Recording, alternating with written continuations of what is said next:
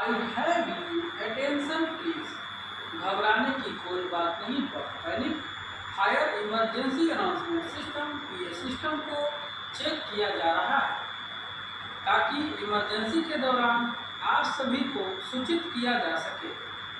हमारे fire team पूरे building का पीए सिस्टम चेक कर रहे हैं ताकि इमरजेंसी के दौरान आप सभी को सूचित किया जा सके।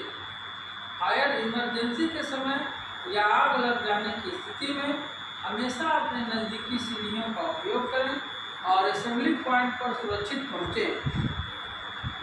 फायर इमरजेंसी के समय लिफ्ट का उपयोग कदापि ना करें, यह जानलेवा हो सकता है। हमारे फायर में पूरे बिल्डिंग का सभी स्पीकर चेक कर रहे हैं। सभी फायर टीम अच्छे से चेक करें, सभी जगह अच्छे से आवाज़ आ रही है या नहीं। अगर आवाज़ ब्रेक हो रहा है